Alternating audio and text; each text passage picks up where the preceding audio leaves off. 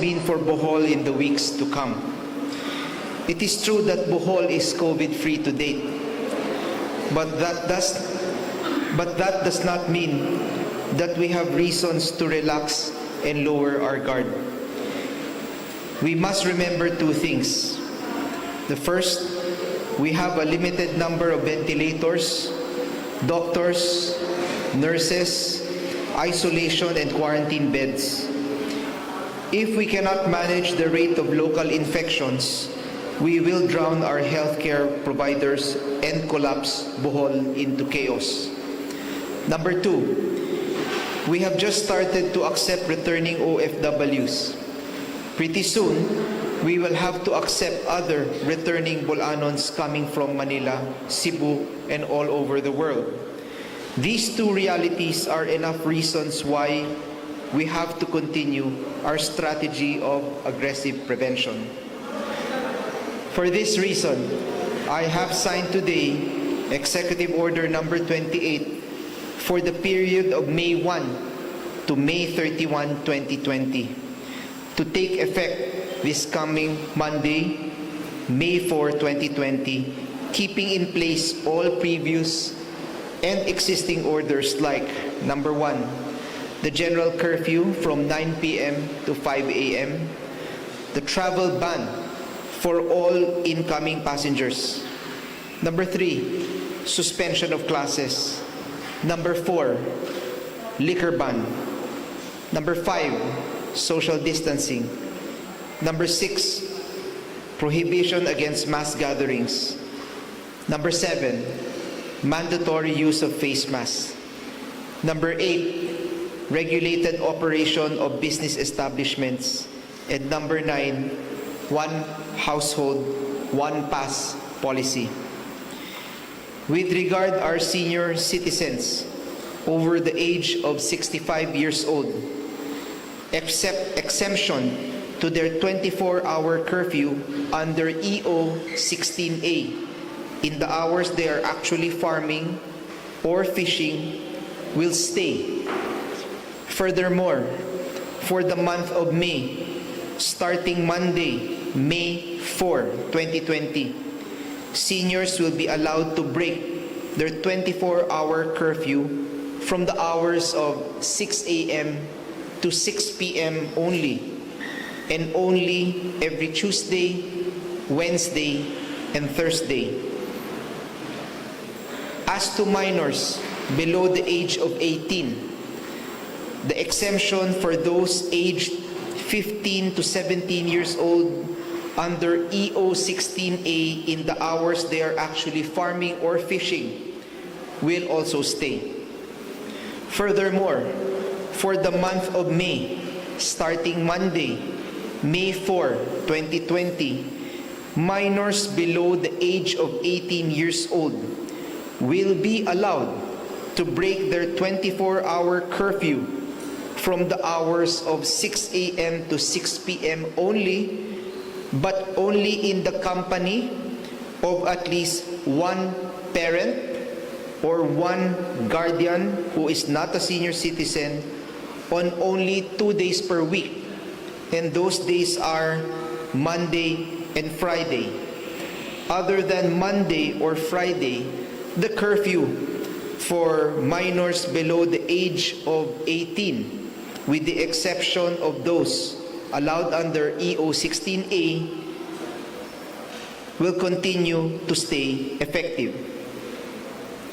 Executive Order number 18 is further amended to include the opening of manufacturing industries in various sectors from food to health, equipment, pharmaceuticals, durables, computers, including the opening of malls and commercial centers, personal care establishments, legal, accounting, architectural, engineering, scientific, real estate, office administrative, and other services. However, I reiterate that this executive order will take effect on Monday, May 4, 2020, and that all said establishments will comply with the following protocols. Number 1, the DOH protocol or guidelines for area sanitation. Number 2, temperature scanning in all entrances. Number 3, all patrons and employees or workers exhibiting any COVID-19 related symptoms shall not be allowed entry into the premises. Number 4, the provision of alcohol or hand sanitizers in all entrances. Number 5, provision of foot baths in all entrances. Number 6, the cleaning and disinfection of high-touch surfaces within the establishment premises. For example, tables, chairs, doorknobs, toilets, transaction counters. These must all be cleaned after each customer. The floors and the general premises will also be cleaned and disinfected at least 3 times during operating hours. Number 7, provide a help desk in strategic entrances for senior citizens, pregnant women, and PWDs who may need assistance from frontliners in transacting business.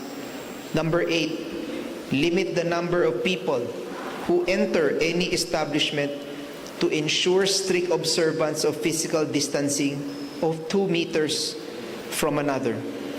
In any activity promoting the congregation of a crowd, for example, sales, promotions in malls and commercial establishments, will be strictly prohibited.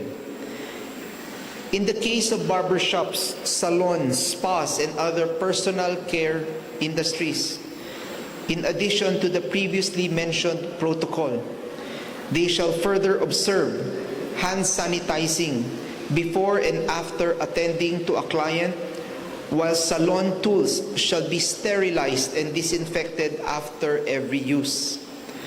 Customers must make an appointment to avoid waiting long queues, and all high-touch surfaces must be subjected to disinfection after each customer. Malls, dry goods, and department stores must now encourage online ordering to avoid long queues and crowding in stores, with personnel minimizing the density of persons in the store, while implementing disinfection and demarcation lines and cordons to manage social distancing under the supervision of a roving safety officer. However, sports-related mass gatherings, including trainings, games, tournaments, championships, fitness gyms, gambling and betting activities, cockpits, and internet shops shall remain closed in the whole province for the month of May. As we maintain our aggressive prevention measures, we will balance this with the need to address returning Boholanos and slowly reopening closed businesses who can maintain proper health standards to ensure the functioning of Bohol under the new norm imposed by the COVID-19 pandemic. I remind everyone that there are no perfect policies, there are no perfect solutions, since this is the first time Bohol, the Philippines, and the world is meeting this type of a pandemic, this type of a problem. Many of our policies will have to be tested along the way. We will be open to amending them, to receiving your ideas and your suggestions, depending on what is practical and realistic, as we balance our economic needs as an island province with the need to keep our people safe from COVID-19. I pray for your and our country's safety. I will accept questions after. This is the first statement on EO 28. On the returning OFWs. Yesterday at 2 a.m., 2 groups of returning OFWs, 17 gikan sa Cebu and 48 of OFWs na gikan sa Manila, arrived in Bohol. They are now in our custody undergoing their 14-day quarantine. Sa wala pa muuli kining mga OFWs nga gikan sa Manila, nagpa-quarantine na pud na sila didto sa kauluhan o gihatagan na sila og sertipikasyon gikan sa DOH nga nakumpleto nila ang 14 ka adlaw sa quarantine didto. Nagpa-COVID test pud sila didto ug nagnegatibo ang resulta sa ilang rapid test. Pag-abot nila sa Cebu gahapon sa buntag, gikuhaan na pud sila og swab sample para sa PCR test. Ug ang resulta atong papaabuton sa mga musunod nga adlaw. We are still waiting for the more definitive PCR test. Ang mga OFWs naman nga gikan lang sa Cebu kadtong 17 ka buok, nagpa-quarantine pud sila didto sa Cebu o gihatagan sila sa DOH og sertipikasyon nga nagpamatuod nga nakumpleto nila ang 14 ka adlaw nga quarantine didto. Nagpa-COVID test usab sila o nagnegatibo ang resulta sa ilang PCR test. And this is the more definitive test. Sa di pa nato sila gisugdan nga muuli sa Bohol. So the Bolanon OFWs from Cebu were given the more definitive PCR test, while the OFWs coming from Manila are still awaiting their PCR test after they tested negative sa ilahang rapid test. Karon nga aniya na ang mga OFW sa Bohol, kinahanglan gihapon sila nga magpa-PCR test pag-usab aron masiguro nato nga walay maski usa kanila ang natakbuyan sa COVID. Kaluoy sa Ginoo, giubanan sa saktong koordinasyon kinina ang mga protokol maoy mahimong sumbanan sa uban pang OFWs nga muuli. Ug posible nga aduna lang mabag-o depende sa sitwasyon. Ug maupod ni sundon sa mga Bolanon nga atua sa ubang dapit sa nasod kung muuli na sila sa Bohol. Nakahuna-huna siguro ta nga ang nilabayng duha ka adlaw hago na kaayo para kanilang mga OFWs. Pero sa pagkatinuod, wala tay ideya kung unsa kakapoy ang ilang giagian aron lang makauli sa Bohol. We think that the past 2 days must have been hell for these people. But the truth is, we do not really know how difficult life has been for these returning Bolanon brothers and sisters. Gabi, nakaistorya na ako ang usa sa mga OFW, si Sara Gutierrez. 42 anyos na nagpuyo sa Barangay Taluto, Tagbilaran City. Ang panaw ni Sara, nagsugod sa duha ka tuig na ang nilabay. 2 years have passed. Sa dihang kinahanglan niyang biyaan ang iyang pamilya ug ang iyang 10 anyos nga anak. Aron mo trabaho sa Hong Kong tungod kay medyo ubos lang ang atong sweldo nga mahatag niya dinhi kung ikumpara sa iyang sweldo didto. Nahuman niya ang iyang duha ka tuig nga kontrata ug niuli sa Bohol ni adtong niaging tuig. Sulod sa duha ka tuig niya didto sa Hong Kong, nipuyo siya uban sa mga tao nga dili niya kaila, nakiingon-ingon siya sa mga tao nga lahi sa iyang kultura.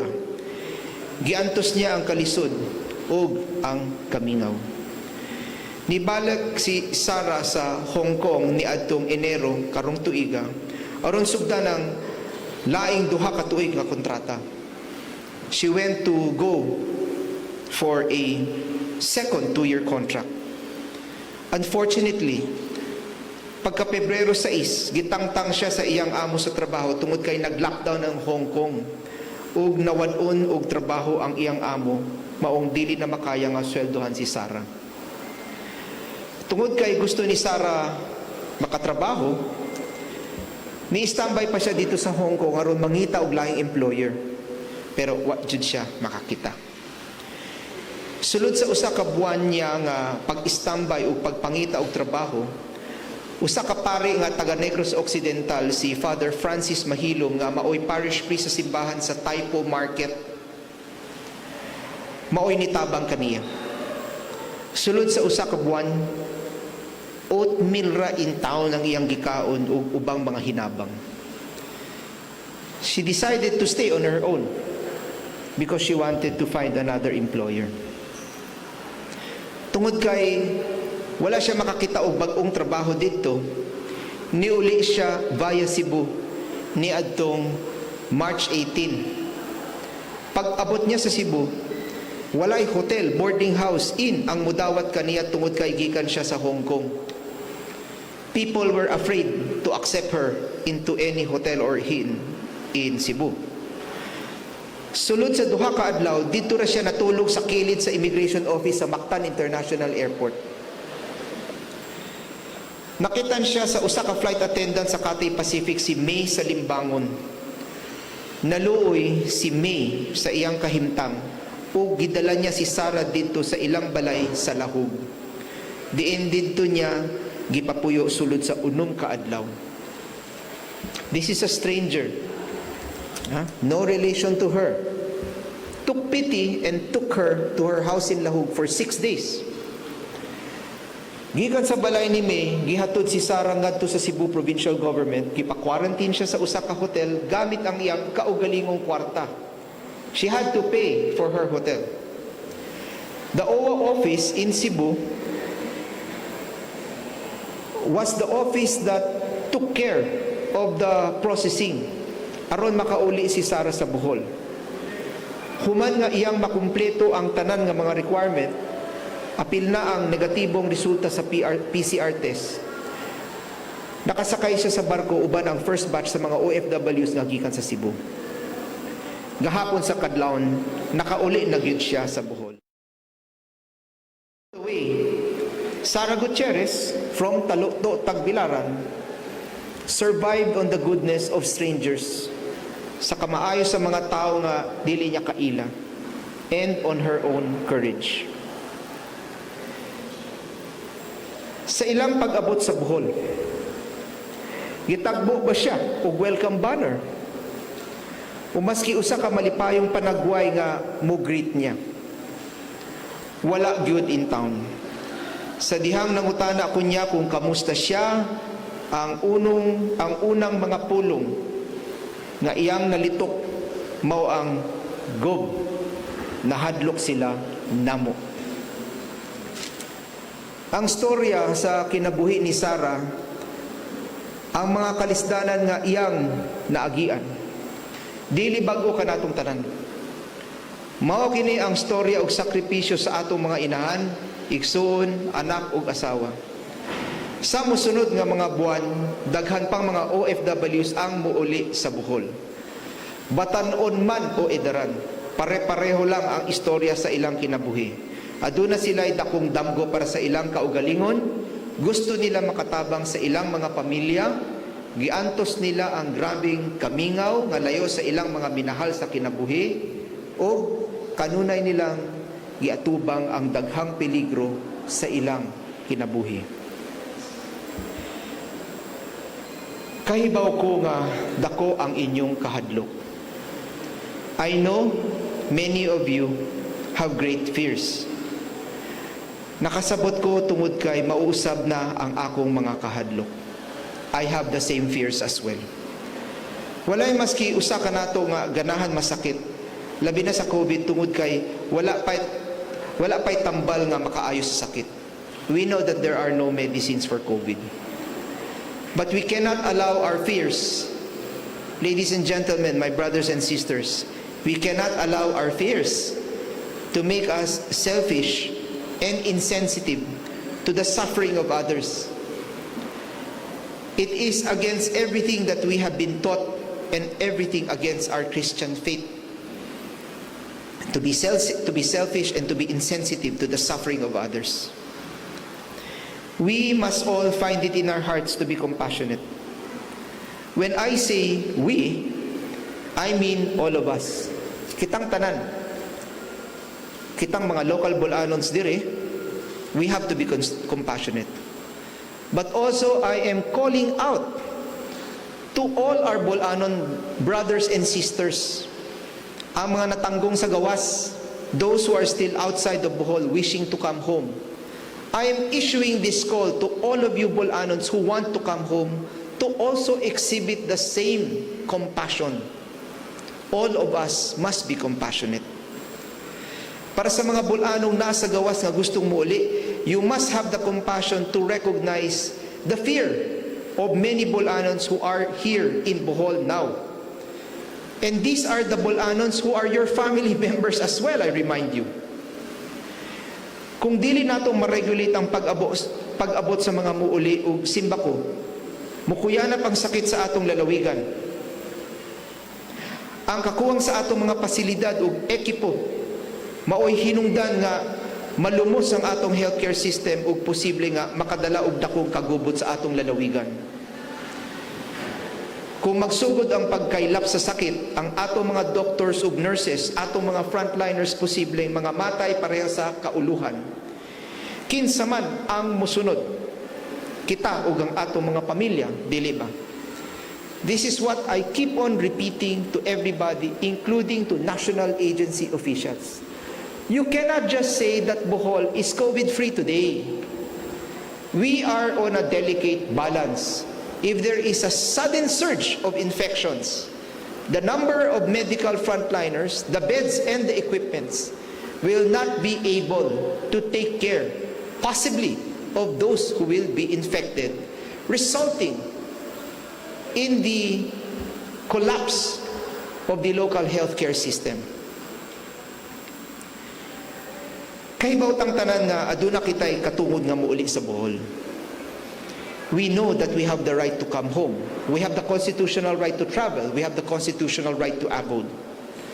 Pero atong timan-an ang maong katungod, dili absolute. Our right is not total. Ang kaayuhan sa kadaghanan maoy angayan natong isiguro og panalikdan. Kung atong tugutan ang tanang Bulanon nga muuli dayon, posible nga maukanay hinungdan nga magka-local outbreak kita dinhi og dili na unya nato makaya nga makontrol ang sitwasyon. Mao nga kinahanglan masabtan sa tanang gustong muuli sa Bohol nga ang proseso sa pagpauli kinahanglan nga muagi sa striktong medical protocol ug manginahanglan og igong panahon. And this is the reason why we are asking our Bolanon brothers and sisters to exhibit that compassion, to understand the situation inside Bohol. Ang atong sitwasyon delikado pa ug dili ta angay mo kumpiyansa. Mao nga ang mataghabig all sides kitang mga Bulanon nga naa dinhi sa Bohol ug kantog mga Bulanon nga ato sa ubang dapit sa nasod kinahanglan magsinabtanay sa usag-usa. We must understand each other through compassion. Our love for our families and for Bohol is not measured in times of happiness and plenty. Our love for our families and our love for Bohol are measured today in times of danger and in times of death. Do not forget that we are one people. We have to take care of each other as Bolanons, including all Bolanons who are stranded in different parts of the Philippines and different parts of the world. Apan ayaw kalimti nga kita usa ka nasud. Do not forget that as much as we are one Bolanon nation, we are also one nation as Filipinos. We cannot save Bohol while allowing our national capital region to suffer and die. And this is the reason why we have to be practical and flexible. We want to protect Bohol, of course. But we cannot protect Bohol while ignoring the needs of our capital city and our leaders there. Usa ka adlaw mapildi nato kining kagaw. I'm sure of it, we will beat this virus. Kung moabot na nga panahon, ang angayan natong mahinumduman dili ang kahadlok kundi ang atong panaghiusa, pagtinabangay sa usag-usa ug ang atong tagsa-tagsa ka mga sakripisyo. This is what we must remember of this virus. We cannot reach a point in time that we will remember the fear. Ang panahon na nanlimusta sa pagkaon, sa tambal, sa mga equipment. And all we think about after we defeat this virus are those memories of fear. Memories of begging for food, for supplies, for the social amelioration funds. Most of all, our memory must be our attitude of gratitude and thanksgiving. Pasalamat para sa daghang tao na ilhan nato o dili, who despite great difficulties, despite great public criticism, despite great opposition, did something to help others instead of just criticize, complain, bash, send fake news against each other. This cannot be the legacy of COVID-19. COVID-19's legacy for Bohol must be the chance that COVID-19 gave Bohol to unite, to show that we are willing to sacrifice to each other. Not only are we willing to sacrifice for each other, but we are willing to do our part as Filipinos to save our nation. This is the legacy, not the selfishness, not the criticism, not the bashing on social media. Remember always, timan ikanunay nga, usa kita ka pamilya, usa na ta ka katawhan, ubos sa usa ka nasod.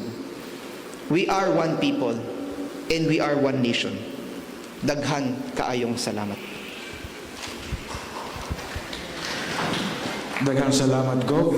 Atong ablihan ng kaigayunan nga makapangutana atong mga kaamigo sa media diha nimo. Sugdan ni Mr. Rec Obidencio of the Bohol News Today. May hapon atong tanan, may hapon, Gov. Hapon, Rick. Yeah. Kung mo take effect na ang imong bagong executive order, can we expect more next week, sometime next week, or this weekend, more OFWs? And then how many?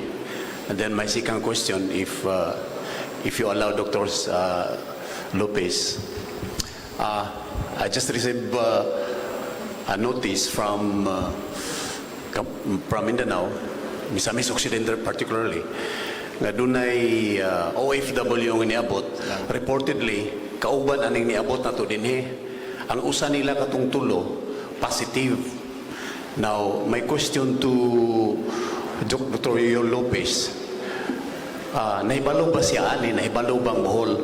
Unya, was there an instance nga nagkahalubilo sila kay usara man kabarko ilang sakyan to go from Manila to Cebu before going to Occidental and some to Negros and here in Bohol? Thank you. Thank you, Rick. Before I answer the questions, allow me to recognize who is with us. I have with me Provincial Administrator Attorney Catherine Puquento. I have the Provincial Emergency Management Administrator A. De Malerio, our former administrator. We have representing the Provincial Health Office, Dr. Cabagnot and Dr. Lopez. We also have with us, we have Dr. M.M. Uy. We have our honorable board members from the 2nd District, Board Member Franz Garcia, from the 1st District, Board Member Aldner De Malerio, and other officials of, we also have with us Police Colonel Jonathan Cabal of the PNP. And if I'm missing anybody, we will just mention them along the way. On the issue of additional arrivals, I have not been informed of additional arrivals, although you have to take note that those that have arrived today are only about 64, only 64, 65. But the original authority to travel, which we received just last Saturday, reached more than 262, plus the 81 in Cebu. So, even if only 65 arrived, we are already on notice that others are on the way. It's just a question of arranging their accommodations. On the issue of nainatakdan na parte sa grupo, I have not been given that report.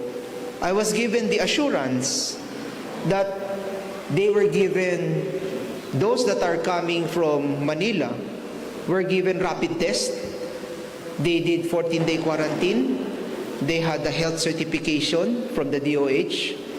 O pag-abot nila sa Sugbo, kitagaan sila ng other medical exams.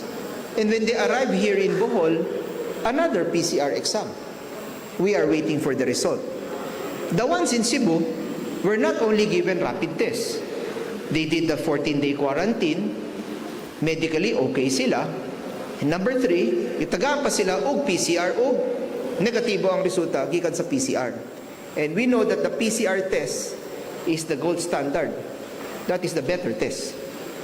Mao nga, we are very confident about those returning OFWs nga gikan sa Cebu tungod kay natagaan na sila og PCR test ug nigawas na ang ilang result. Nagpaabot pa ta karon sa mga PCR results sa mga returning OFWs nga gikan sa Manila. So I don't have any report that there are any infected persons who arrived here with that group. But I can give the opportunity to Dr. Lopez, Dr. Cabagnat, or Dr. MM if they have something to add. Wala. Ang akong dawat nga report, dili sa Bohol nga doon ay nagpositive. Sa Misamis Occidental, nga kuyog atong barko. So we want to know sa ilang travel history from Manila to Cebu, istorya ba sila sa taga-Atua o katong gingon nga positive sa Misamis Occidental? Gusto na ito masiguro ba? Kay basic, nagka-istorya sila, kay kuyog man sa barko, we do not know. So kung may mo po, ma-verify na ito na how true is that. Yes, officially, wala gyud pa official notification namo kay if ever official gyud nga na nag-positive, ga-expecta nga officially i-notify ang Bohol, no? Kay if ever kakuyog sa mao nga trip. So, we are awaiting that trick, but rest assured atong ipahibaw. Pero ang akong nahibawan lang gyud is kining grupuha from Manila underwent a rapid antibody test in Manila. Og silang tanan nag-negatibo, negative test. Mao ganing hinungdan nga gialaw sila nga mobiyahe paingon sa Cebu, then paingon sa Bohol, sa ubang lugar sa destinations. So nag-negative ni ilang rapid antibody test. Kanang taho murag nakadungog pa ko pero medyo sketchy pa ang report. We are in the process of validating it, Rick. Atong ipahibaw sa publiko kung unsa gyud. But mao lang ning initial nga taho is negative in Manila, but we do not discount the possibility nga naay mag-positive afterwards. So, i-inform lang nato. Thank you. Ang sunod nga mangutana si Mr. Allen Didora of DYRD. May hapon go, may hapon sa tanan. Clarification lang go sa Executive Order 28 unya ari sa others like number 2 travel ban for all incoming passengers. Yes. Naagi hapon ni exemption ilabi na sa like what happened sa mga OFW nga na mauli. And then sa number 3 po, suspension of classes. Si presidential spokesperson Harry Roque nag-announce dili padugay nga ang government is nag-allow na sa mga higher education institution, mga colleges and universities not included or not covered by enhanced community quarantine nga pwede na mag-start by May 4. Salamat. Thank you very much. On the issue of exemptions, yes, the general rule is travel ban for all incoming passengers, domestic or international air and sea, will stay, subject to certain exceptions. And we have those exemptions already. We've had it since we issued Executive Order 8A. And then karon sa mga returning OFWs and others which we will allow later on to come in, napud tayo mga exceptions. As to the reopening of classes, we are going to consider that after May, because even if we are operating under a general community quarantine, it is very clear that governors are given certain flexibilities on how to implement This was clarified yesterday in the Zoom meeting with all the governors and our meetings together with Secretary Duque. And in the follow-up meeting of the LGA, we had the meeting together with Secretary Anyo, Secretary of DSWD, and the Secretary of the DTI, and also the new Secretary of the NEDA. We explained the parameters, and everybody recognizes that there are certain flexibilities that are allowed the provincial governments and even the mayors when they issue their EOs, as long as they are not against the general policy trend of the national orders. Pasagdan naman ta. And right now, we have not included this because anyway, at this point in time, the academic calendar is already out. The academic calendar has already been derailed. So there will be a new academic calendar in place. We would like to take the time to meet our education officials first before we allow any reopening of educational institutions. Thank you, Gov. Ang sunod mangutana si Mr. Dave Alvarado of the Bohol Tribune. Good afternoon. I have 3 questions now. My first question is that last Monday I asked if the quarantine sites can be divulged, but apparently Quarantine sites? the quarantine sites. The quarantine sites would be Yes. not being divulged, but right Yes. now it is common knowledge, no? Is it only just because of the security? Because eventually it will be leaked out, because the residents near the Mercedarian were asking why it was not announced, but they had an indication that it was going to be the Mercedarian that will be used as the quarantine site. So is it only just because of the security that is why we are keeping it under wraps? And my second question is for Dr. Yul. No? We talked on the phone last Saturday, and you indicated to me that there was no final decision yet on the Mercedarian, and previous to that, there was an interview that you said that decision whether to use the Mercedarian as the quarantine site is not yet final. Then what transpired from that phone call until a few hours later, why it was already decided that the quarantine site will be, that the quarantine site that will be used is the Mercedarian Retreat House. And if I may ask to Dr. M.M. Doc, I saw your Facebook post. Is it something related to your work or is it something personal? Thank you. For us, the only reason why we are keeping it confidential is because we do not want to add any destabilization on the ground, and we want to keep the area as quiet as possible. That's the only reason why we are keeping it that way. But the choice in the case of Mercedarian was in close consultation with their mayor. It was the LMP president, Mayor Miriam Sumailo, who helped set that facility up. So, as far as I am concerned, as far as I can remember, it is more of just keeping the area secure and not raising any undue anxiety because of the quarantine facility.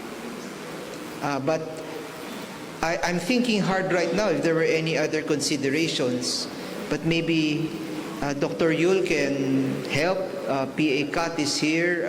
PIMA Administrator A is also here. If there's anything that they would like to add, they will be allowed to. Dr. Yul? As far as we are concerned, we focus on the health issue, and I do not finally decide the final location. So it was very close to the arrival that we were notified about the final venue. So we limit ourselves, being the doctors, we limit ourselves to the considerations supplies, personnel, nurses that will be on duty.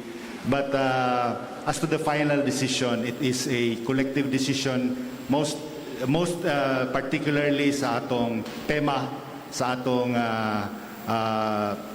ang committee nga handle sa logistical and venue. Perhaps Sir Ada Malario can further add to the statement. Thank you, Dr. Yol. Gob, good afternoon. Good afternoon. Again, as clearly stated by Gov, to avoid any undue anxiety sa public. And again, any decision nga before na mo gi-approve or gi-let go or gi-decidean yun asa ang venue, it was something nga giagi na mo process. It was collectively discussed and decided.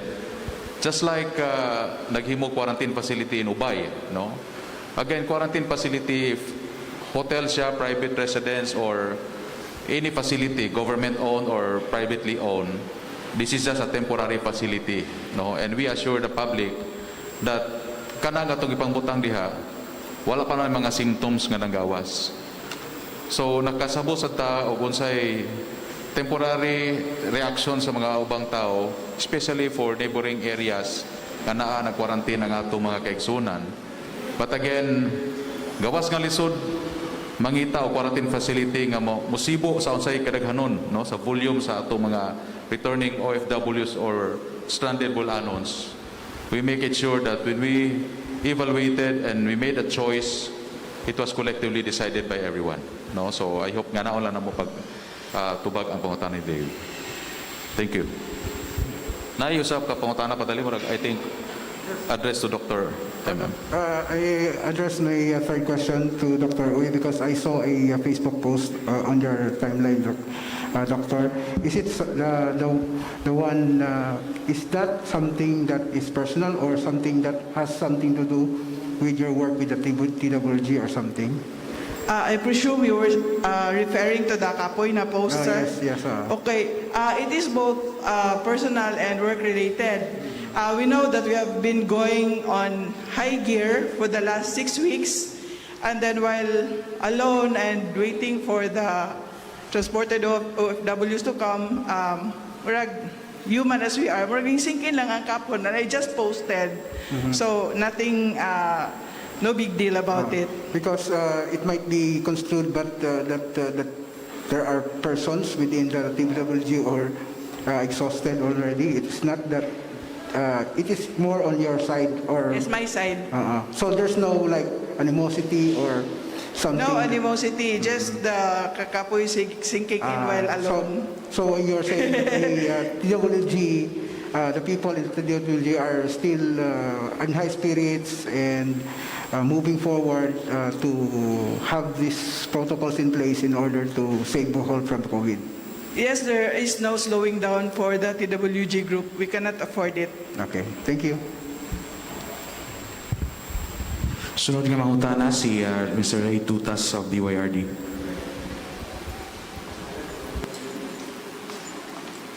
Magandang hapon, Governor. Allow me to read the suggestion of a Boholano navigator from an international shipping industry based in Kobe, Japan. Nga kanunay maminaw sa mga sa inyong alagad, Gov.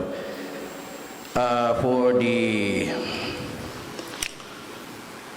enhancement of coastal security, especially during nighttime, Governor, nga if ever dai barko nga nakadak sa Tagbilaran Port nga naka-idle ang biyahe or naka-kanina dito, pwede na ito i-pull out sa pantalan unya pangklahon somewhere in Manga or the coastal area in Bohol area.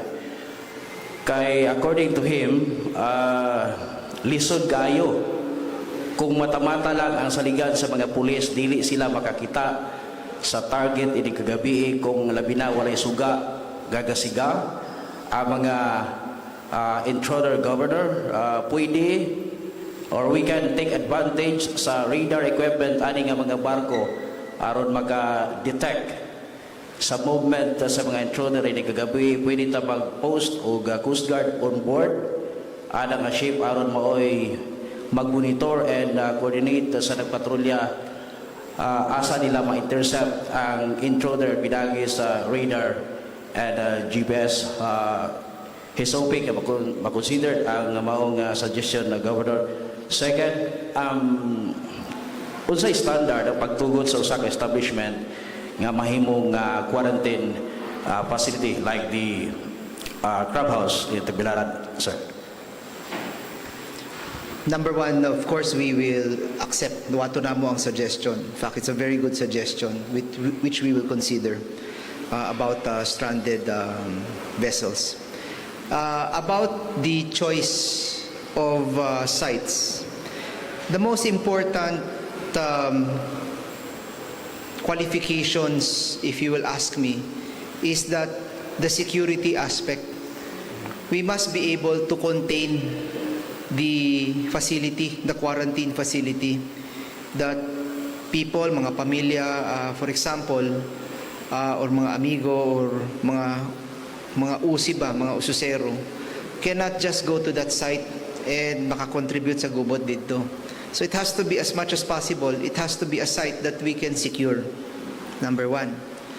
Number two, as much as possible, it should be near medical facilities. So dili lisod para sa atong mga medical frontliners, because there will be medical frontliners inside.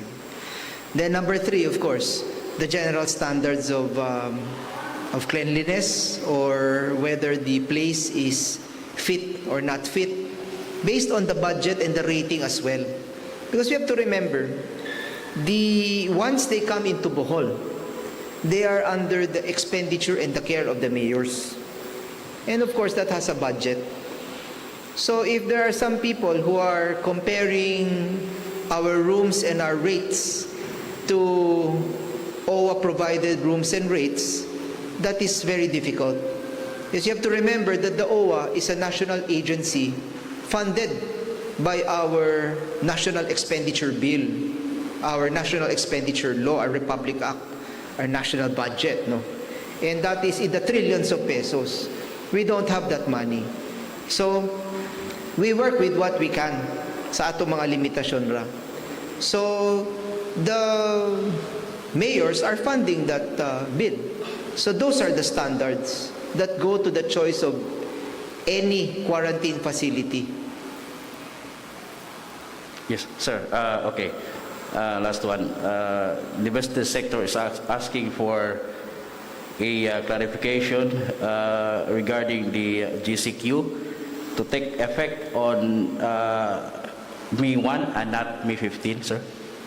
No, it will take effect on May 4. May 4. On May 4. So all the provisions will take effect on May 4. So status quota from May 1 to May 3. Yes, sir. Last, ang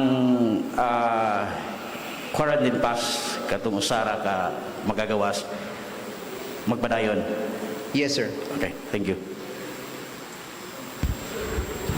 Thank you. Ang sunod mga utana si Dave Responti of DYDR.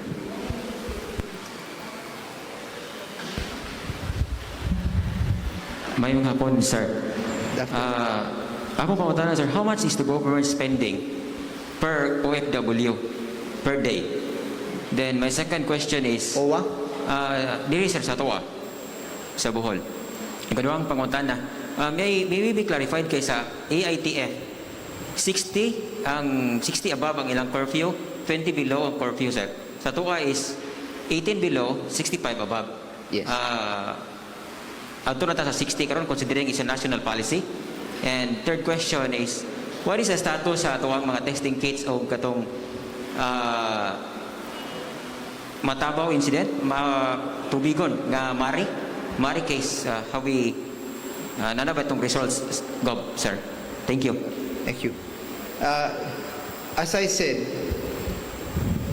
managing our quarantine is basically a responsibility given to the chief executive, whether you're a municipality or whether you're a province.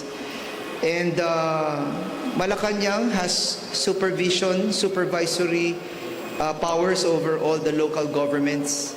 And as long as di ta musupak sa general trend sa national policies, we are given flexibilities. In our case, we decided that based on our flexibilities, we maintained our quarantine on the original 65 and above and below 18. And in the time that we had that in effect for 6 weeks, wa naman ta na natakdan dire, zero tagihapon, mao nga ang status nato nagpabilin sa zero. So we are implementing our GCQ along those lines. We did not change it anymore. But that having been said, reminder again to all of those over 65, you're only allowed to break your quarantine from 6 a.m. to 6 p.m. on 3 days only. Tuesday, Wednesday, and Thursday. Nga naman, central weekday. Tungod kay ang hangyo sa atong mga senior citizen, kung pwede, matagaan sila o kahigayunan nga, wato sa bangko. So we wanted to give them banking days and the less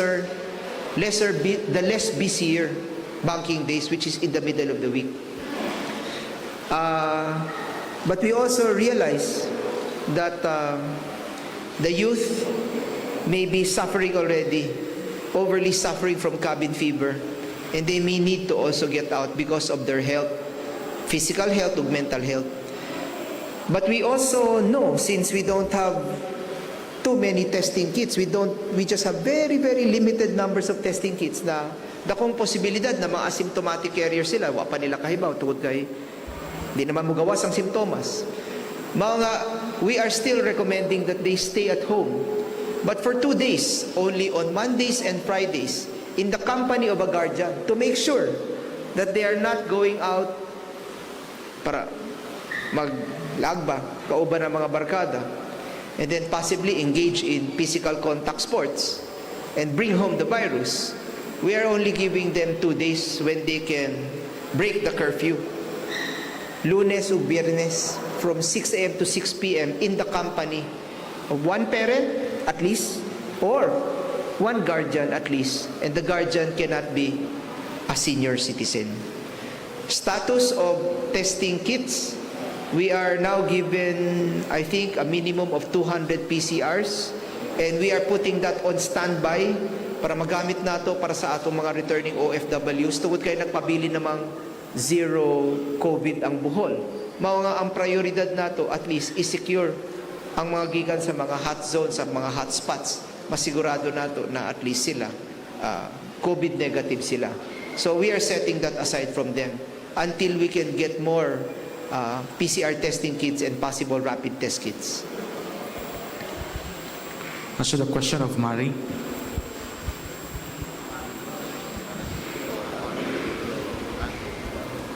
Katong Tubigon case, negative ang result ni nabasa na nato. Negative ang PCR test.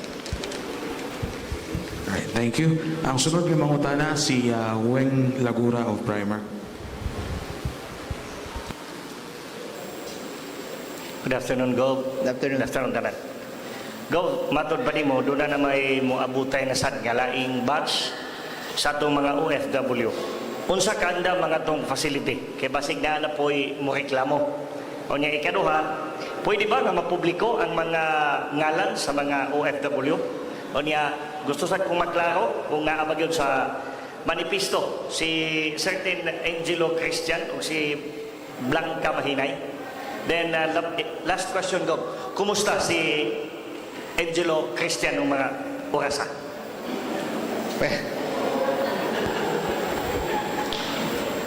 We are doing our best. We are doing our best. I think this is one thing we have to explain. Ipasabot nato maayo ug klaro sa atong mga returning OFWs. I ask for compassion and understanding sa akong statement para sa tanan, para sa atong mga kaigsunan dire o sa atong mga returning OFWs. Tungod kay para sa atong mga returning OFWs, kinahanglan makasabot sila na grabe ang fear, ang hadlok sa atong mga kaigsuunan na ipasulod sila. There is great fear and there is great reservation in having allowed you in. Mga, we're asking you to please understand and be compassionate to the fear of the local Bolanons who are in Bohol. We have worked so hard to keep Bohol COVID-free, but because we also realize that you are our brothers and sisters, we are taking the sacrifice to bring you home. If you think bringing you home is simple, I assure you it is not. I had a quiet poll taken, and I paid personally a lot of political capital to influence policy to allow you to come home, to support the IATF rules as well, to support the national government. But give us time to find you the appropriate quarantine facilities, because even locally, we are finding it difficult to find facilities for you, because people need to be educated that you are not actually sick, that you are undergoing a quarantine procedure. Mao nga ana rang akong hangyo sa tanan, compassion for the local people to understand that these are our Bolanon brothers and sisters. O kinahanglan dawaton pud nato sila tungod kay naglisod sila. They are our brothers and sisters who need our support. But for the OFWs who are returning home, please, let us not be choosy. Because if you want 5-star facilities, that is not possible at this point in time as we are trying to find you quarantine facilities. It will come in time. It will come in time. Give us time to alert and to prepare our 5-star accommodations for those who are also willing to pay for it. Because it is also unfair that we will allow the mayors to pay for your stay and pay 5-star rates when that money can be used to buy food for the people nga naigo tungod sa pandemic, sa kining pandemic. Can you imagine? We will spend 5, 6, 8,000 to house you in a 5-star facility when the OWA has been paying for you in Manila anyway. But you forced yourself to come home, di ba? You wanted to come home. So when you come home, do not make any demands. The province of Bohol, your brothers and sisters, will do what we can to make you comfortable and to bring you home. Because that is your objective, to come home. But if your objective is to come home and spend time in a resort, then you should have just stayed outside of Bohol. Mao nga, ingon ako, let the memory of this COVID-19 be one of gratitude. Our attitude of gratitude. Pasalamat sa tanang mga nitabang nato. Kadaghanan-daghan sa mga nitabang nato, wa nato kaila kung kinsa sila. Pero bisan pa naningkamot sila. Niantos pud sila. Niantos ang Bohol karon. Right now, you're forcing the entire provincial government to look for accommodations. That's not my big problem, ladies and gentlemen. My big problem is how to restart the economy. Ladies and gentlemen, 1.4 million Bolanons, Filipinos, and the hit from the tourism industry is so great. Even if the social amelioration program was able to help us, it did not help everybody. Reports we're getting from our mayors is 35 to 40% have not received their aid. At this point, before I turn it back to the plenary, allow me to thank all our mayors led by our LMP President, Miriam Sumailo, Mayor of Dawis, and all the mayors of Bohol, the 47 municipalities and the city of Tagbilaran, for the constant support of all our mayors. Bohol would not be here at this stage right now without the support and the constant assistance of our mayors. Thank you, Gov. Ang last nga mangutana, ikaduha sa katapusan di ay si Mr. Felix Impron. Mayong palis na itong tanan. Gov, mayong palis, Gov. Yes, sir. Kuan, kining clarification lang. Na may role nga usaray makagawa sa balay, pero na po yung role nga makagawas ang 15 to 17 during the time. Na po yung role nga makagawas ang 65 above during the time. So daghan na yung makagawas sa kabalay. Apo ito clarification na nagog. Sa di pa kumutan na ni Dr. Rio Lopez. So daghan gyud ay kada adlaw magagawa sa balay dili kay usa lang. Yes, that is why nobody has the right to complain that we have locked them up unnecessarily. Why hinungdan na irason sa atong mga katawhan na we did not understand it, we did not go out of our way to understand. But because we're giving them leeways, because we did not want to totally shut down Bohol, they must also be understanding ang akong hangyo nila. Kinahanglan makasabot pud ta ug kung pwede, strikto natong sundo ng atong mga mando, especially sa social distancing, pagpahunaw, sa cleanliness, sa sanitation, sa hygiene nato, sa mga policies about paglikay sa mga pagtapok-tapok, that they will respect our decision to stay away from mass gatherings and also from not celebrating the fiesta in a way that will violate social distancing. I hope everybody will follow in return for the understanding that we're also trying to show through all of these measures. So kung ikaduha pangutan na Dr. Lopez, Dok, tinood ba na istorya nga akong nadunggan nga kung simbak ko dunay mo positive nga mga pasyente sa Bohol, duha ra kuno na ka doktor makahandol sa COVID-19 nga virus. Ang pasabutan, Alex, duha lang ka murag specialist on infectious diseases. Pero daghan mga doktor, mga resident physicians and general practitioners. Anyway, kini sila mura man murag consultant lang ba mo tan-aw pud sa progress sa pasyente. Sa akong tan-aw makaya man niya simbako, no?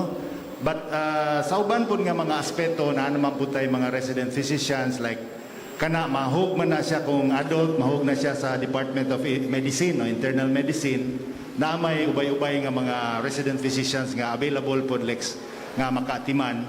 And then kung bata, pediatrics na naman po yung Department of Pediatrics nga daghan po na sila mga senior residents and resident physicians. So basta maayo lang pagduma sa masagingon ni Governor nga sa numero nga musudiri nga mamaneho dili malumos ang atong health systems, basta ato na siyang imintinar and strict protocols. We are confident that we can manage illnesses. So inani na pag-istorya kanang duha ka doktor mo supervise lang na sila. Yes, specialista sa infectious disease. Mo supervise lang sila pero kanang yung napoy ibang doktor nga mo katiman gyud. Sa adlaw-adlaw nga rounds na daghang Dr. Lex. Okay, salamat kayo, Dok. Ang katapusan nga mangutana si Mr. Fronny Narisma of the Bohol Tribune. Mayong hapon, Gob, mayong hapon atong tanan. Mayong hapon, Fron. Ato mang na sinating adunay first batch nga o second batch nga miabot diri sa Bohol. Mangutana po taog napabaghapoy ongoing nga quarantine dito sa Cebu or sa Manila nga mo compose na po sa third batch din sa Bohol. Makalitan niya ta diri nga ni ana daypay kami nga third batch og pananglitan maabot manggaling na learning from the first batch and the second batch. Are we ready to our facilities are ready to accommodate the coming third batch if there Thank are? you, Fron, sa pangutana. It's a very good question. As I informed the public a few days ago, Secretary Galvez informed me that they are accepting 3,000 to 5,000 returning OFWs in Manila every day. And right now, 16,000 are already registered in hostels in Manila. The total number of arrivals are reaching about 70,000 a week. As you all know, the impact of the COVID-19 has been great not only for a few countries but for more than 220 countries and territories. The global economy is being projected to go on a recession and register a negative 3%. Mag-negative 3% ang growth sa tanang mga ekonomiya sa tibuok kalibutan. You can see this reflected in the prices of fuel. Fuel is a very good, or oil is a very good bellwether indicator of economic activity. And in this case, for the first time in 21 years, the prices of oil fell down by 21-year lows. So definitely we can see that because of the recession that we are all going to suffer, possibly in the next year, daghan pa sa atong mga kaigsuonan nga mga OFWs ang muli. We have to prepare. We have to now prepare that there will be additional coming in. But I would like to report to you that based on our agreements with the IATF, the national government are not going to force us over what we can take. They will consider our absorptive capacity. Mao nga kita pod kinahanglan mahimo pud tang matinud-anon sa atong mga ideklara. Ug na naman sila yung mga record dito. Kaybaw nila dito kung pila ang atong mga bed capacity sa atong mga ospital. Kaybaw pud sila sa atong mga estado sa atong mga ekipo. Kaybaw pud sila kung pila ang atong mga rooms sa atong mga hotels ug inns. Mao nga, this is not the time to hide from our responsibilities. This is the time to step up. As I said, we have to save Bohol, but along the way, do our part to save the Philippines and the National Capital Region. That is the reason why we have to prepare. And I assure you, we're learning from the experience. Every group that we bring in to Bohol will be a chance to learn. But more than anything else, ihatag na ako ang kasiguruhan sa tanan na di nato isakripisyo ang atong mga priorities kabahin sa atong provincial health. Ang kaayuhan sa kadaghanan, especially when it comes sa maintaining our health. We will give the balance to our economy, but that will be balanced with the general requirements to keep Bohol safe and COVID-free. Daghang salamat. Thank you, Gov. Wala namin mangutan nagikan sa media, imuhang panghinapos nga mensahe sa katawhang buladon, Gov. At this point in time, I would just like to thank again all of those who are making the return of the OFWs possible, especially our mayors. Daghang salamat sa atong mga mayors. And again, I just ask for the understanding of all our brothers and sisters locally and all our returning OFWs. We cannot say that these OFWs are our modern-day heroes, and sa panahon na nanginhanglan sila sa atong tabang, dili nato sila dawaton. We cannot say that. We have to bring them home. But more than anything else, we ask also our returning OFWs to have the compassion to understand what we are all going through. Mao kitang tanan, we're all one family. We have to support each other at these very difficult times. And let me end by saying that May will be a challenging month for us. Tungod kay GCQ ta, we are going to start reopening our industries.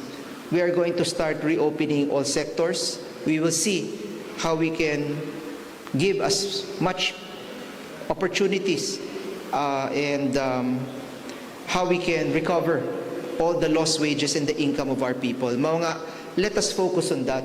About the returning OFWs, don't worry about that. There is a procedure for that. We know our carrying capacity. We know our absorptive capacity. We know how many ventilators we have. We know how many beds we have. We know the limit where we will say, no, we cannot accept more. So we have that number. And we are declaring that to the national government. So let the policy and let the procedures go on there. We're learning. It is now happening. What we have to focus on right now is the economy, jobs, income, because we do not have the money to keep on giving out dole-outs. And that is what we're going to be giving focus on this May. Daghang salamat kaninyo tanan. Daghang salamat ug diri natapos sa atong press conference.